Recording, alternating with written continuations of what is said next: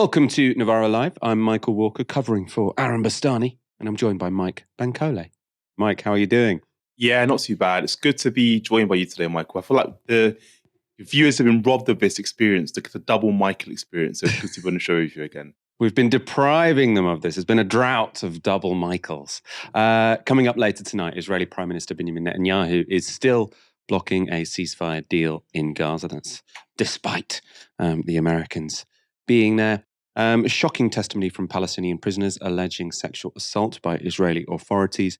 And in the UK, prominent right-wingers in the media have started posting curious disclaimers about their tweets.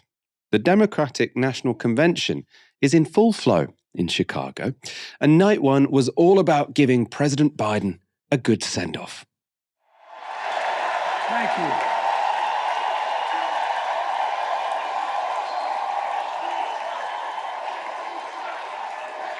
Thank you. I love you. I love you. So you just see that. All these people with these I love Joe signs. The whole thing looks very, I suppose, kind of Taylor Swift-esque in the sense that it looks like a big stadium concert. Very dramatic, very showbiz. Biden went on to deliver, I suppose, as you'd imagine, a fairly long, somewhat rambling speech. But he did manage to fit a couple jokes in, including this. Her story represents the best American story. And like many of our best presidents, she was also vice president. That's a joke. Donald Trump calls America a failing nation. No, I'm serious. But think about this. Think about this. He publicly says to the whole world, I'm going to say something outrageous. I know more foreign leaders by their first names and know them well than anybody alive. Just because I'm so damn old.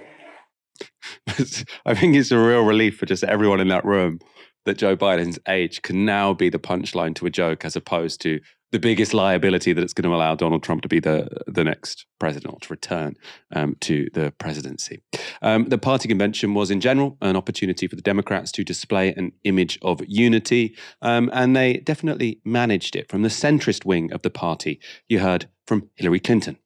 Women fighting for reproductive health care are saying, keep going. Families building better lives. Parents stretching to afford childcare, young people struggling to pay their rent. They're all asking us to keep going. So, with faith in each other and joy in our hearts, let's send Kamala Harris and Tim Walz to the White House. So Hillary Clinton was given a good slot at the DNC to endorse Harris and Tim Walz. She got a good response from the audience, but so did a very different politician, AOC. Chicago, we have to help her win. Because we know that Donald Trump would sell this country for $1 if it meant lining his own pockets and greasing the palms of his Wall Street friends. And I, for one, am tired of hearing about how a two-bit union buster thinks of himself as more of a patriot than the woman who fights every single day to lift working people out from under the boots of greed, trampling on our way of life. The truth is, Don, you cannot love this country if you only fight for the wealthy and big business. To love this country is to fight for its people, all people, working people, everyday Americans like bartenders and factory workers and fast food cashiers who punch a clock and are on their feet all day in some of the toughest jobs out there. You know, ever since I got elected, Republicans have attacked me by saying that I should go back to bartending. But let me tell you, I'm am happy to any day of the week because there is nothing wrong with working for a living. Lots of people were saying that's the same slot that Obama got when he was a young upstart senator. So people now talking about AOC as if she could, realistically be a future presidential candidate. To discuss what's going on in Chicago, I'm joined now by Mehdi Hasan, founder and editor-in-chief of Zeteo. Thank you so much for joining us again. Has harmony just completely broken out at the Democratic convention? It seems sort of hippie, happy, joy going on. Thanks for having me, Michael. What an interesting time. And I'm not at the convention yet. I'm heading to Chicago tomorrow. I'm still in D.C. right now. We have our political correspondent, Prem, on the ground there. And the energy there is insane. You can see it on the TV sets. People on the ground are saying it. And I often like using this phrase, Michael, and I'm going to use it for Novara because Novara audience will get it. You'll get it. Americans don't get it because they don't know who Harold Wilson is. But Harold Wilson, one of the great prime ministers of the UK, Labour prime minister, said, a week is a long time in politics. Well, it's been several weeks since Joe Biden stepped aside. And actually, it only took a few hours for Democrats to raise millions of dollars and get new volunteers and have a new birth. What this DNC was supposed to be a wake. It was going to be a kind of a graveyard session where people just waited for this Trump landslide. And then Biden steps aside, Harris took over, and it's all gone uphill from there. She's leading in polls. And by the way, credit to Joe Biden on one thing.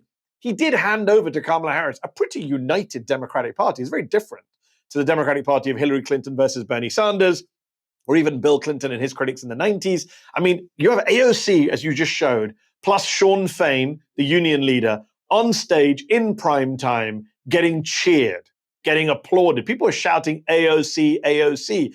She's on the very left of the party. At one time, she was criticized for not being loyal enough to party leadership. So things have changed a lot, Michael. In terms of this sort of unifying image we're getting, because it goes both ways. The left seem to be holding their fire when it comes to Harris, but also the centre have invited the left to play a big role in this election. If you look at the United Kingdom, if you look at Keir Starmer in that general election campaign, who's the AOC in the Labour Party? Someone like Zara Sultana. She was, banned from going anywhere near any kind of TV screen. I mean, I suppose she could have gone on sort of her own right, but this was not someone that Keir Starmer was associating with. Obviously, the moment they get elected, they've suspended a bunch of these MPs. So why do you think we're seeing such a different image in the US to what we've been seeing in the UK over the past year or so?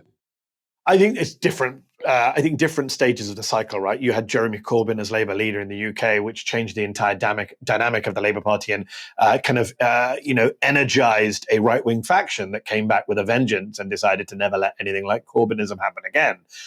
It's very different in the US, where Joe Biden, yes, he beat Bernie Sanders in 2020, but Bernie Sanders and him have a personal relationship. Sanders came on board very quickly. And to be fair to Biden, again, park Gaza to one side for a moment, on domestic policy, he delivered a lot for the left, for the center left in the United States. He did push out progressive legislation, which was influenced by Bernie and by AOC and others in Congress, from the Inflation Reduction Act to the American Rescue Plan, to the child tax credit, to the, some of the moves on education, healthcare, all across the board. Labor relations, right? As Biden bragged last night in Chicago, I'm the most pro-labor president ever, people say, and I accept that description. And it's factually true. So in that sense, it's been a very different partnership, I guess, between the center and the left in the Democratic Party. Obviously, people on the far left are still very, very critical of Biden. They don't think he's gone far enough. Obviously, Gaza is a stain on the entire thing. AOC was criticized yesterday for actually saying that Kamala Harris is working relentlessly for a ceasefire deal, which clearly Biden and Harris are not to the extent where they can actually get one. They're more running cover for Netanyahu. But I don't think we should underplay how significant a moment it was to have the Democratic National Convention cheering these two people, Sean Fain, the union leader, and AOC, the quote-unquote squad leader in Congress. Let's look at that moment you just mentioned from the AOC speech, because I know this did get a lot of people annoyed. In Kamala Harris, we have a chance to elect a president who is for the middle class because she is from the middle class. She understands the urgency of rent checks and groceries and prescriptions. She is as committed to our reproductive and civil rights as she is to taking on corporate greed. And she is working tirelessly to secure a ceasefire in Gaza and bringing hostages home. I suppose I want to know what you think of this, because I can see what AOC is doing. She's had a strategy of, she's trying to be, I suppose, an insider in the Democratic Party. She knows that if she wants to have a more ambitious political future than she's currently got, and I don't mean that in the pejorative sense. I mean, if she wants to make changes, she has to go far. She has to get a broad coalition together. That means being a team player. But did she really need to sort of say that about Harris doing everything in her power to get a ceasefire in Gaza, which, I mean, you don't seem to believe that's true. No, she certainly didn't need to say it, not in that way. I mean, I'm glad you mentioned Gaza. There is a kind of damned if you do, damned if you don't, right? If she hadn't mentioned Gaza, people on the left would have said, oh, she didn't mention Gaza in her primetime slot. When she mentions Gaza, it's, oh, you're too pro-Harris. So there is a damned if you do, damned if you don't, surely phenomenon there. She didn't have to say it in those words, right? Because what she said is not true. I don't believe it to be true. And that doesn't mean she's lying.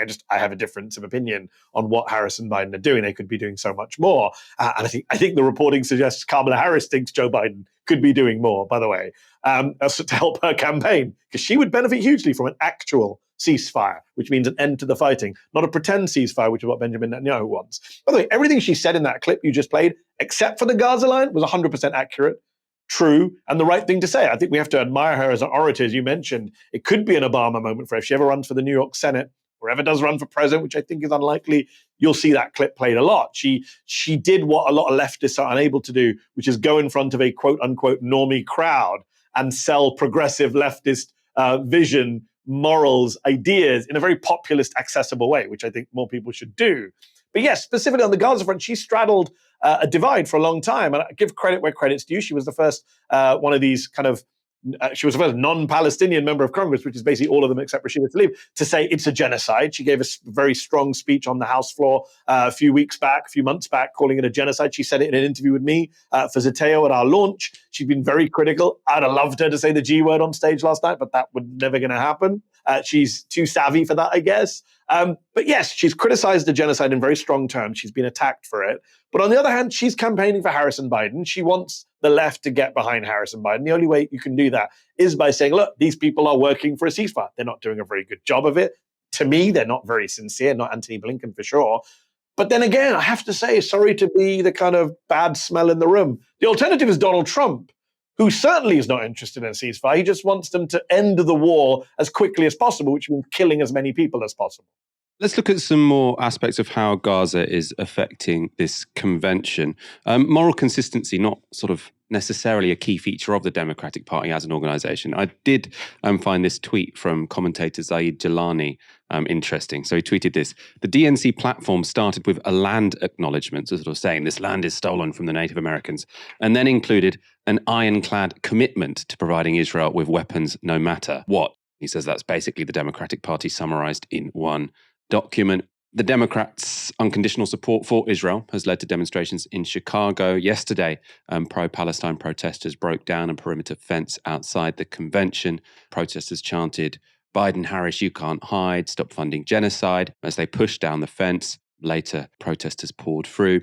The protesters, though, do so far seem to have sort of been in smaller number than organisers had expected. So on Monday morning, a spokesperson for the march had said there could be tens of thousands of people, so enough to fill the park where the march ended.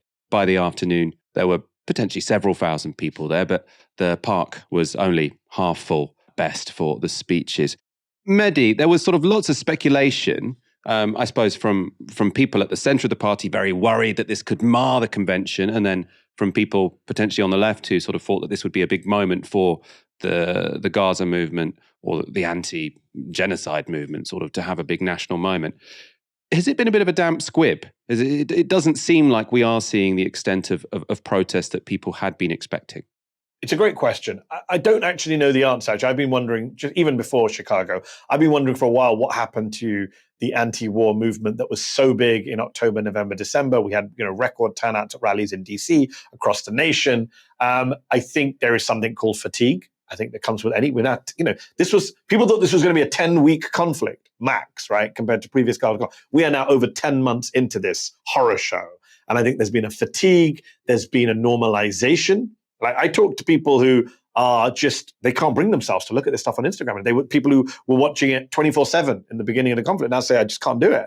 All right. And there's a kind of horrible, unwitting normalization to the violence. It's very hard to keep yourself outraged and upset and angry day after day. I think that getting rid of Biden was a huge move by the Democrats. I genuinely think if Joe Biden was the candidate at this convention, you would see way more protests. I think they did nip a little bit of it in the bud. They did kind of pull the rug out from underneath a lot of these movements and protests and organizations by having Harris, who is, whether you like it or not, whether you agree with it or not, is given more of a benefit of the doubt, is seen as slightly separate to Joe Biden. Even though she's been his vice president for 4 years, she's as complicit as he is overall.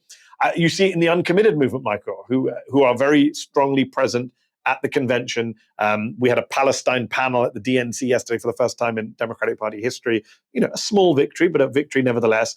But the uncommitted folks, and I'm having a big conversation with them tomorrow night in Chicago, for Zateo, their position seems to be, look, we're giving the benefit of the doubt for now. We want policy change. Great. The rhetoric seems to have changed a bit.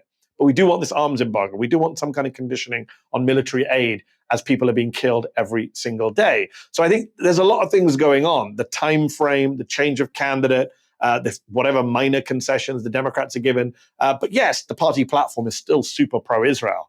Now, whether that's because it was already written, somebody pointed out yesterday, I haven't fact-checked this myself, sorry, I'm going to say this. I did see this on social media from a reliable person that some of the lines of the platform still refer to Joe Biden as the candidate. So there may just be some issues where this was just all pre-baked.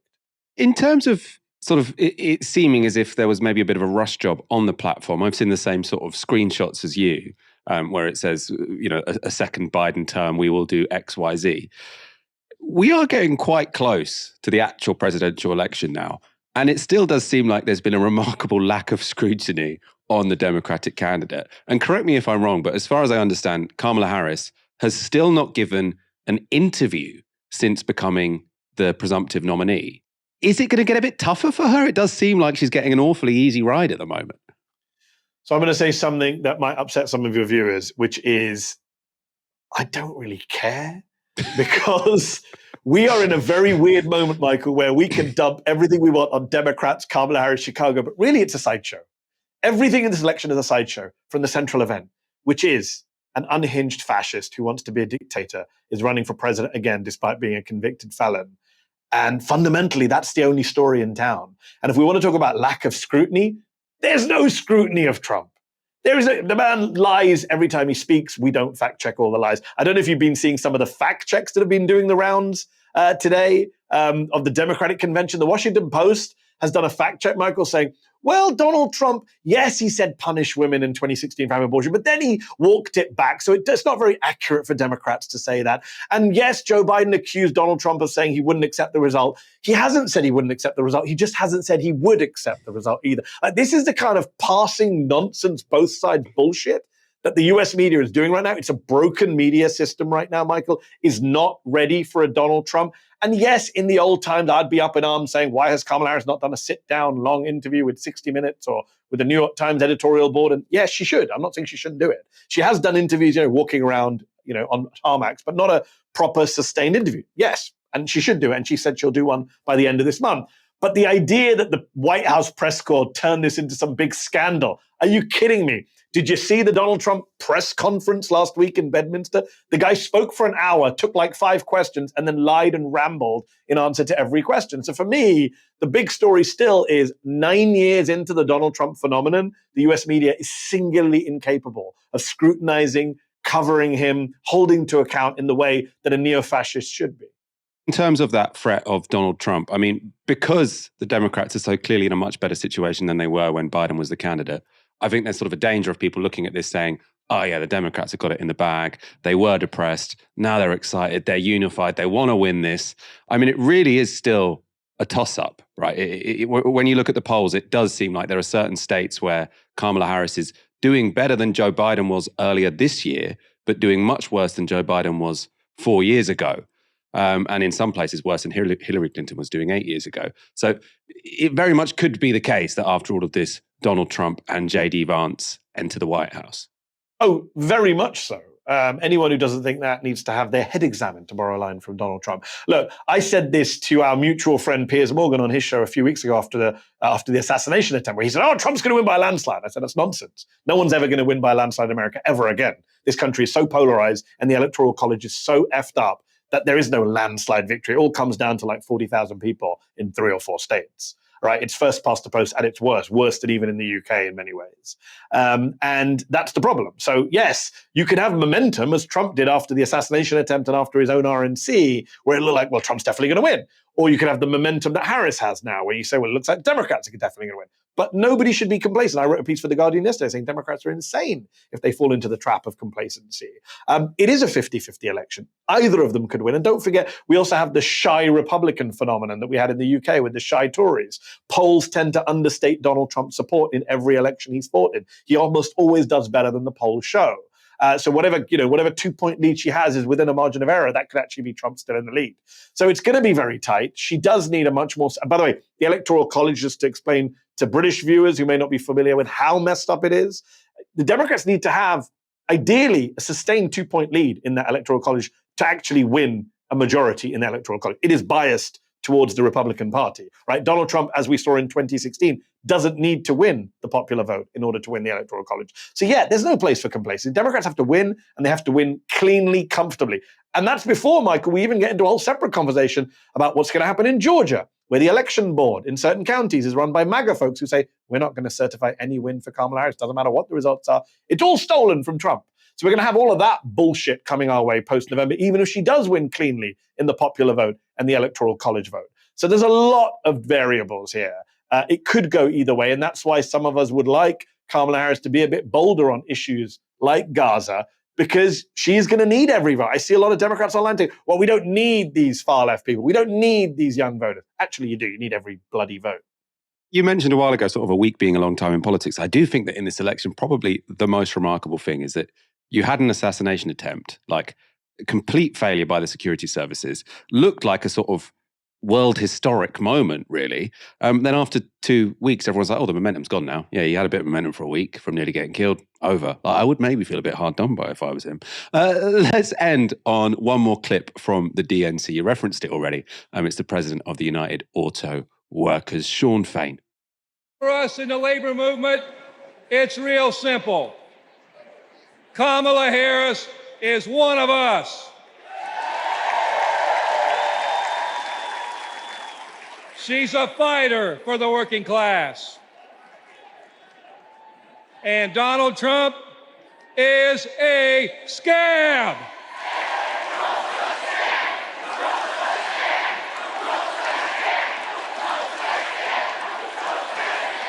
In the words of the great American poet, Nellie, it's getting hot in here.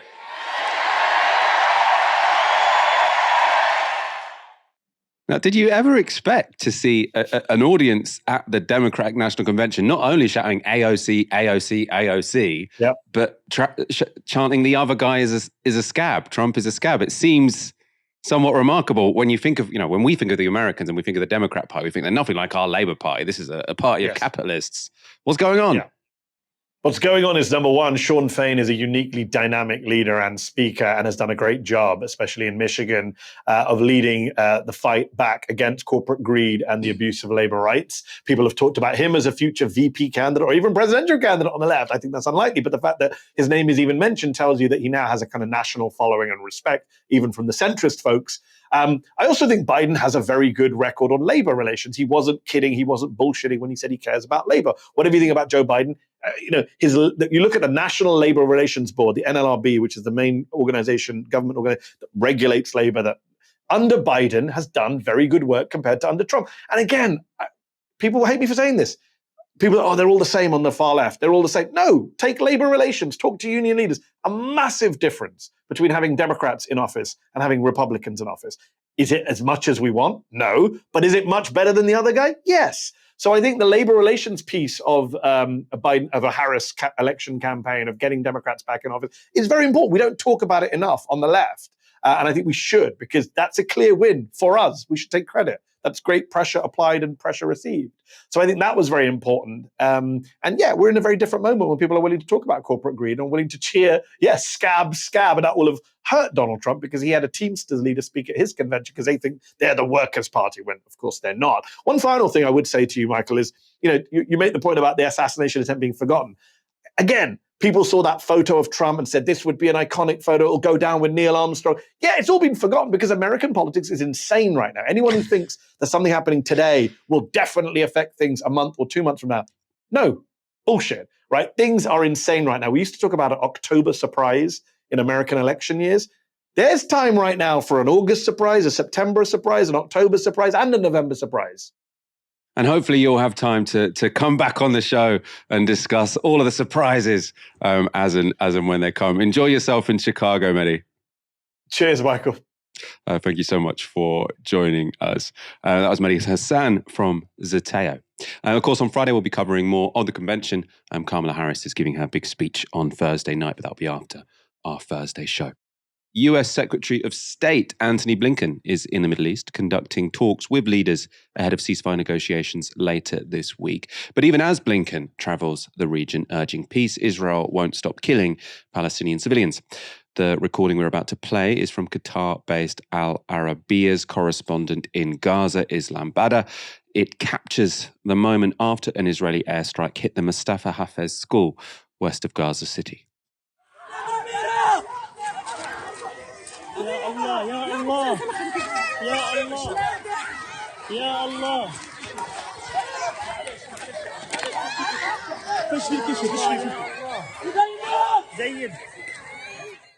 According to the Gazan Civil Defense, the school was housing over 700 people, families that have been repeatedly displaced by Israel's 10-month-long assault on the territory.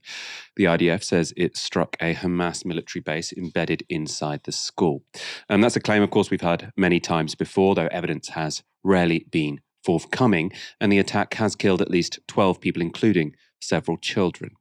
Now, today's attack on the school is in the style we've come to expect from Israel. It takes the form we've seen hundreds of times since October the 7th. Drop bombs on a building and hope you kill a few Hamas fighters amongst the many civilians and potentially Israeli hostages whose deaths don't seem to matter.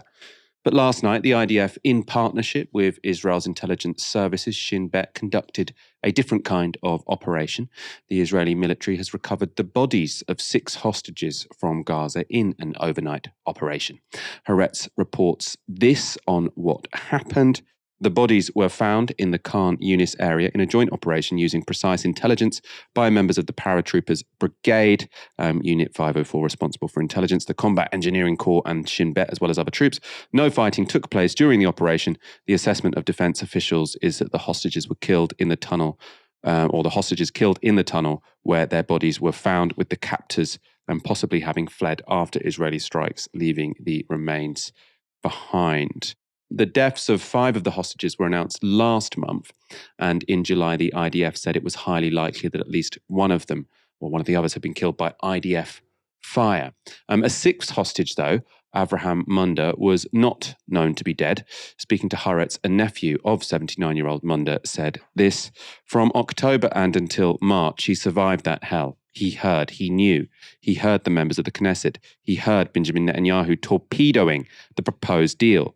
This morning, the military called and told us he was dead, that they had retrieved his body and it was on its way back to Israel. They didn't say anything about the circumstances of his death. We had a hostage and now he's dead. The blood is on Netanyahu's hands personally. He had so many opportunities to bring them back, and if he wanted, they'd be here. This case only underscores how critical the urgency and the necessity of releasing everyone who is there alive. I don't want more bodies. Body retrievals don't impress me. They're alive people for whom Israel isn't doing the maximum it can to rescue them, to put it lightly. Why should more families get the same news as I did? It's incomprehensible. There are people alive there. The nephew of Abraham Munda is, of course, right. Israel isn't doing anything like the maximum to rescue hostages. In fact, it continues to put the lives of the estimated 70 living hostages in Gaza at risk. This retrieval operation came tragically too late for the 6 hostages whose bodies have now been returned to Israel. But so far, only 7 hostages have been returned alive by IDF operations. I just want to repeat that. Only 7 hostages have been returned alive by IDF operations, right? That's in 10 months of Israel reportedly doing all it can to rescue them. And of the 3 successful rescue operations carried out by Israel, only 1 displayed any attempt to minimize civilian damage. In October, Israeli soldier Ori Megadish, was rescued in an IDF operation that left 2 Hamas members dead. Her rescue was Israel's first successful hostage rescue operation in almost 2 decades. Also in October, the IDF rescued hostages Fernando Simon Marman and Louis Ha from Rafah. 7 Hamas fighters were reported killed in the rescue, but a reported 94 further Palestinians were killed in airstrikes during that operation. And in June this year, Israel rescued 4 hostages from Nazareth refugee camp. The 4 were freed in a daylight raid, but indiscriminate bombing during the operation reportedly killed 274 Palestinians and injured nearly 700. The EU's Josep Borrell described the operation then as a bloodbath, and Hamas later claimed that the bombardment had killed a further 3 Israeli hostages, warning that these tactics put the remaining hostages at greater risk. Of course, it's been fairly clear for months that the hostages are not the priority of the Israeli government. So far, 116 hostages have been swapped by Hamas for Palestinian prisoners during ceasefires. Only a more comprehensive ceasefire could bring the rest home.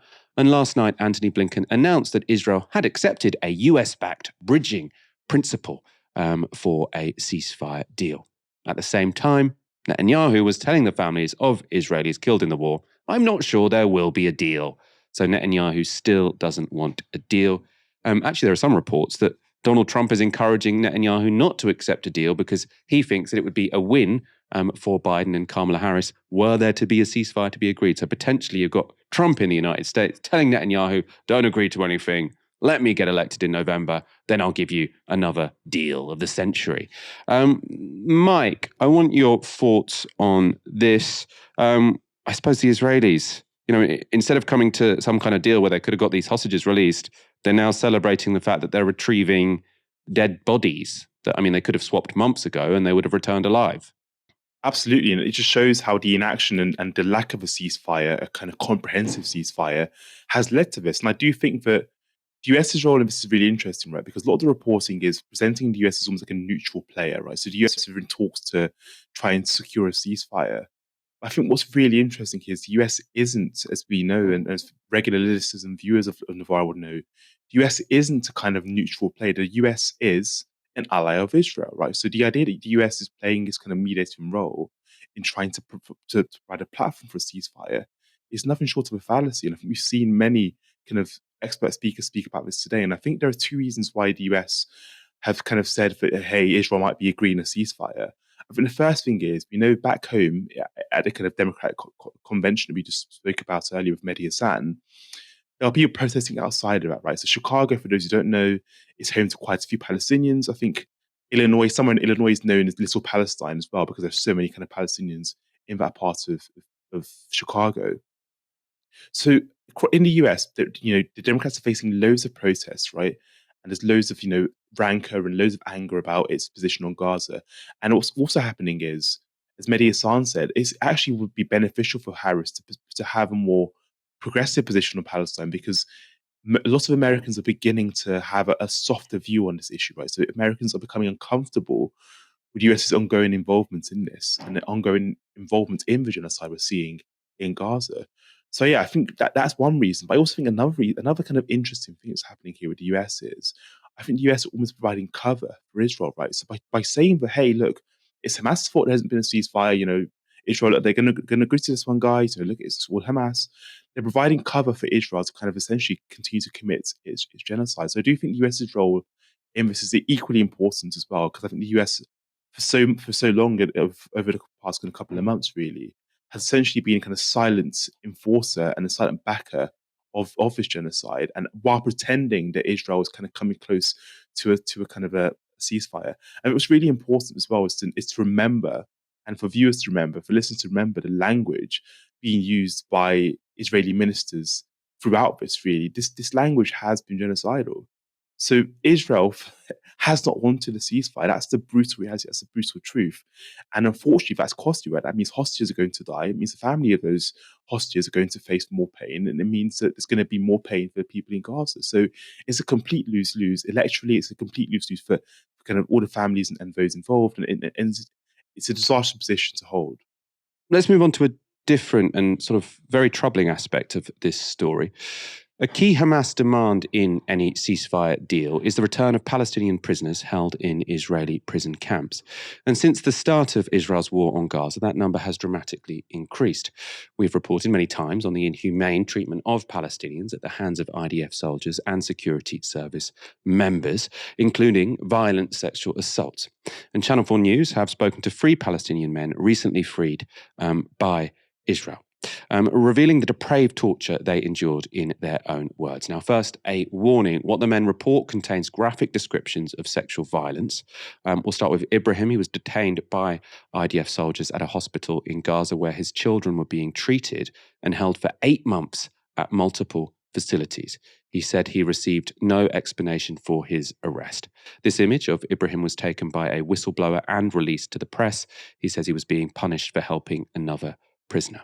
العقاب إنك تقف على القدير بالساعة بالساعتين تقف ضلك واقف زي هيك بهاي الشكل رافع ايديك بدك أساعدك بيجيك بقول لك لا بدك أساعدك أريحك تقول له ريحني بقول لك قول أنا ابن شرموطة قول أنا أخو شرموطة قول إنه نتنياهو أختي. Detainees taken from Gaza are unable to contact their families. Hardly any have access to lawyers. A controversial Israeli law means they can be held for indefinite periods of time without being convicted. Ibrahim says torture was widespread, especially during interrogations. قتلت أخوتي قصفت دارنا أي أساس بتقول أي وين الأسرة وين إيش بعرف وين الأسرة إسقاط ساقني في أماكن حساسة كان يضربني في أماكن حساسة ساقني فيها كذا مرة عابت ما أنا يعني لا كنت يعني أصيح زي الأطفال فلما شافني بصيح وأنا صرت أقول له أنا عيان أنا مش قادر أنا مريض اللي هو إيش بقول لي كلكم ممثلين أنتوا شعب ممثل أنت كذاب. It's just so appalling. So he's having his private parts electrocuted. He's saying, where are the hostages? He's saying, I got absolutely no idea. This has nothing to do with me. And then the Israeli soldier telling him he's an actor. Now, why do you think the Israeli soldiers might be saying that kind of thing? Because Israeli politicians, any time you see sort of a scene of destruction in Gaza, they say, oh, this is Pallywood. That's what they call it, right? So you're hearing there of soldiers treating Palestinians in exactly the same way that you would expect them to, given the leadership they have. Let's look at Faraj. He's a farmer from Gaza City. He was detained for months in 2 Israeli prisons, including the notorious Sderei Taman, where several soldiers were recently arrested for the rape of a Palestinian prisoner. Inside the prison, Faraj was used as a go-between by Israeli soldiers. This is what he told Channel 4 News about one prisoner he cared for. يخجل اخذه اغسل له وإشي ايش مالك ايش عاملين لك يحط العصايه واللي يحطه العصايه في مؤخرتي يعني في لك ايش بتقول يقول لي والله يلبسها الكله يلبس الكمكم هذا الكندوم في بوز العصايه ويحطها في قفايه يحط. Faraj shows us how he was forced to kneel and was beaten. His role as a helper in Sderei Taman didn't mean he was spared from torture. He describes a scene many detainees have referred to, being interrogated in the disco room. فلما باخذك من البراكس وبوديك عليها بنعرف انه احنا رح نعيش على التحقيق خلص عشان ما حدش يسمع صوت اللي بيصرخوا كمان وإيش اللي في البراكسات ما يسمعوش صوت اللي بيصرخوا وبتحقق معاهم. الطريقة اللي أنا تم استخدامها معايا اللي هو تقعد على الكرسي المفتوح ظهر مفتوح مكلبش من إيديك رجليك مكلبشين بجيب المربط البلاستيك طول تقريبا متر أو 90 سنتي المربط البلاستيك بيمسك المربط هذا ويصير يخبطك فيه زي الكرباج. It's just so dystopian, isn't it? A torture room that's called the disco room, right? And they go there so that other soldiers can't hear the screams. The abuse isn't limited to men detained in Gaza. Ramzi from Jerusalem was arrested by Israeli police last year before October 7th. لكن بعد 7 أكتوبر تم انتزاع كل الحقوق كاملة منا. He says sexual assault formed part of the abuse he suffered and witnessed too. قاموا بوضع الماجنومتر الفحص في الخلفية خلال التفتيش. خلال التفتيش أيضا كانوا يتعمدوا بضرب الأماكن الحساسة من الأمام، ضرب بشكل قوي. إنه هو ليس اغتصاب لمجرد إنه هو بده يغتصبك، هو بده يغتصبك أو بده يقوم باغتصابك أو التحرش فيك أو يذلك يكسرك. The rape doesn't happen just because they want to rape you, but to humiliate you and break your spirit is what that man said. I mean, it's just so despicable. And I mean, credit to Channel 4 News, really powerful, really brilliant report. What's so, I think, challenging and difficult to come to terms with is this is happening in full view, right? We've been knowing that this has been happening for months, I mean, for years, really. And still, you know, our government is yet to publish its legal advice on whether to be delivering this regime weapons, right? You have to think, how much do we have to hear, right? How many images of people brutally murdered, of babies dead, of people giving powerful testimony of being electrocuted in their private parts? How much do we have to hear before our politicians feel a level of pressure whereby they can't possibly continue supporting this regime? I mean, we've been talking about the Democratic National Convention. Yes, you know, Kamala Harris speaks with slightly more empathy when it comes to Palestine, but they've still put forward a platform that says Israel gets unconditional support. You know, talks a lot about what happened on October the 7th, sexual abuse, and which was reported on October the 7th, doesn't mention anything about Palestinians whatsoever. And, you know, in part, that's because there's Zionists in the party and they're very supportive of Israel. Also because they think that even though the world knows what's going on to Palestinians, it doesn't matter that much, you know. It's actually easier for them to still give unconditional backing to Israel than it would be to put some pressure on their ally that's committing systematic human rights abuses. I recommend seeking out that entire Channel 4 News report. Really powerful stuff, really tragic, awful scenes. And still, you know, we've got a government that's better than the last one, but they still have put no real pressure on the Israelis. We're still sending them weapons, and frankly, they should be ashamed.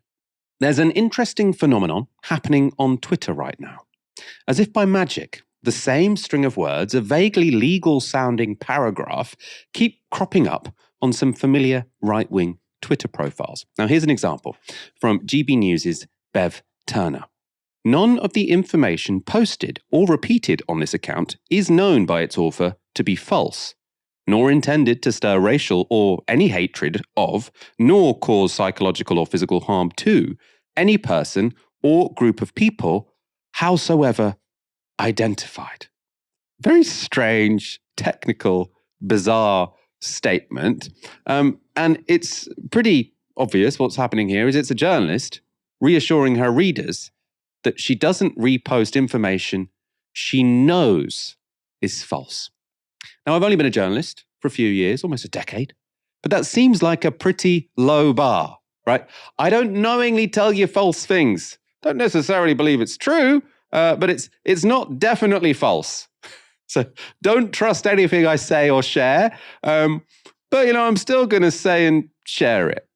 In other words, I'm not a journalist, I'm an entertainer. And by the way, I suppose you also get here, if I so happen to stir racial hatred, that was an accident, sorry.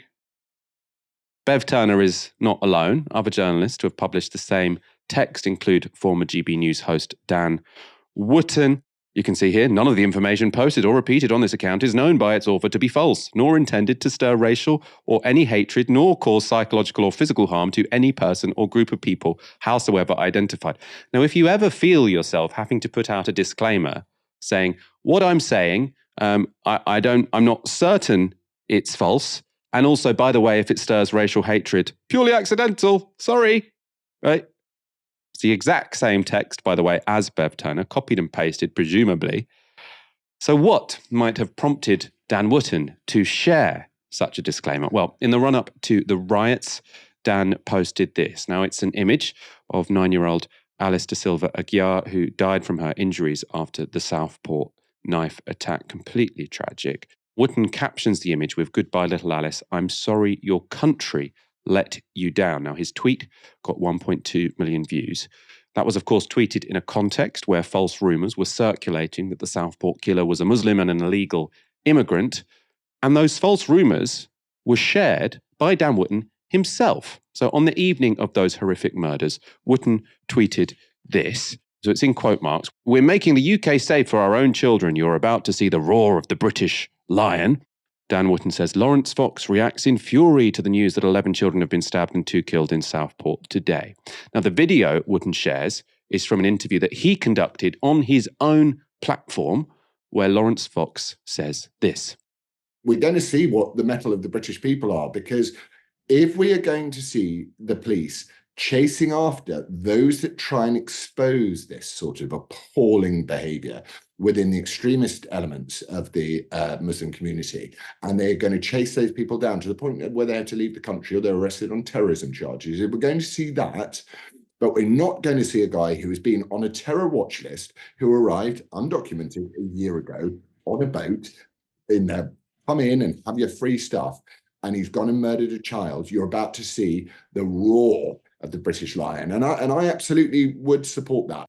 I absolutely would support that. What exactly were you supporting there, Lawrence Fox? And I suppose the most important thing there, everything he said was completely untrue, right? The person who committed those heinous crimes was not an illegal immigrant. They were not on a terror watch list. They hadn't crossed the channel, right? So just complete nonsense, and sharing that kind of thing in that kind of moment could have serious legal ramifications.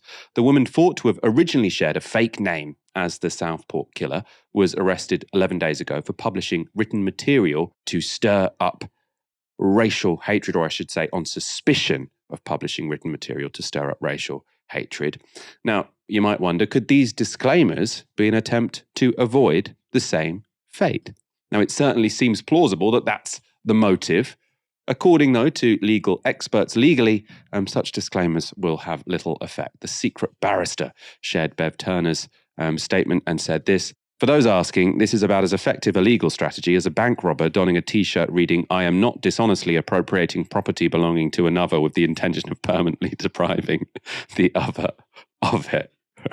So just saying, "I'm not doing a crime," while doing a crime doesn't necessarily stand up in court as a defense. Not that Bev Turner has necessarily committed a crime. That's for someone else, of course, to decide, not myself. The secret barrister may be right about UK law. It's not, though, the first time right-wing commentators have made the defense that they were never in the business of sharing accurate or trustworthy information anyway.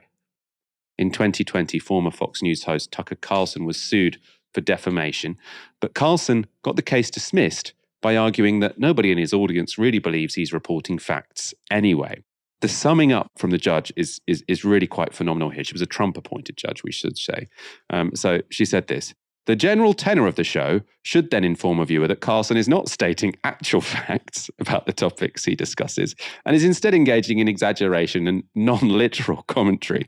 Fox persuasively argues that given Mr. Carlson's reputation, any reasonable viewer arrives with an appropriate amount of skepticism about the statement he makes." So the defense worked, right? So Fox News went to a judge and said, "Look, you might think he's defamed this person, but any reasonable person watching Fox News doesn't believe what we say anyway. So how could he possibly have defamed them? Because basically this is an entertainment show. It's not a news show. We don't deal in facts. Therefore, we can't possibly defame anyone." The Trump-appointed judge accepted it, which I suppose was financially helpful for Fox. What it says about their reputation is something quite different. I suppose let's focus on the Brits here for now. Bev Turner, Dan Wootton, and there are a few others sort of posting this identical disclaimer on their Twitter account saying, if we accidentally stirred racial hatred with false information, don't blame us, Gov.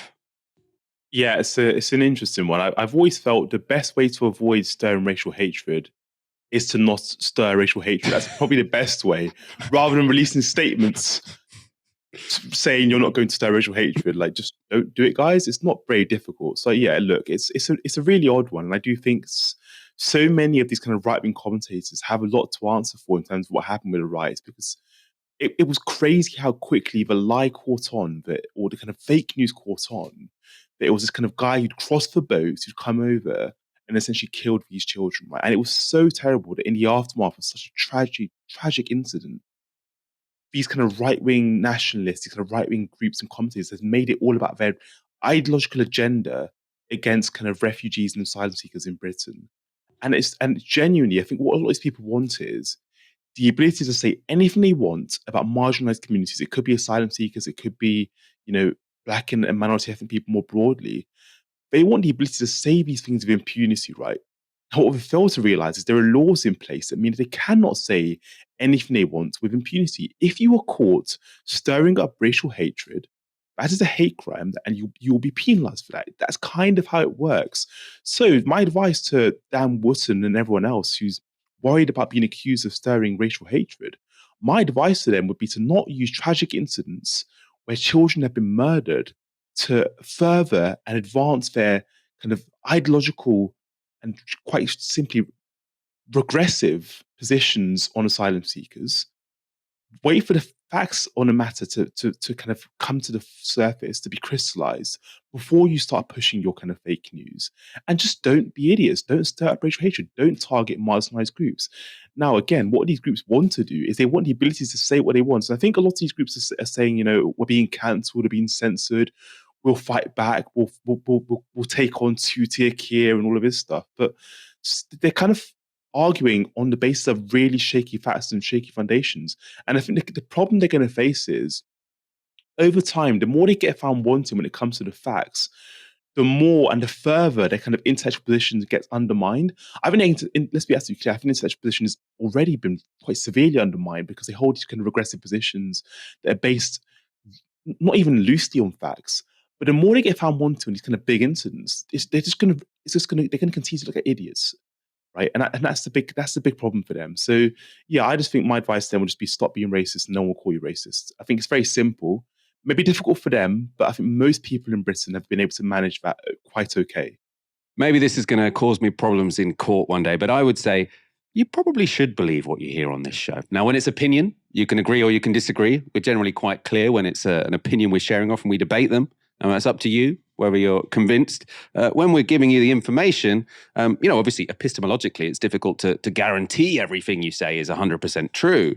But I like to think that everything we say to you is not just not confirmed to be false, but we have very good reason to believe is true because there's a mountain of evidence that it is true. So that's the attitude I come to this show with. If you think that we are ever sharing falsehoods or something that we don't have good reason to believe is true, I would hope you would hold me to account for it. And I'm not going to say, I didn't. Why did you ever think I was saying anything true in the first place?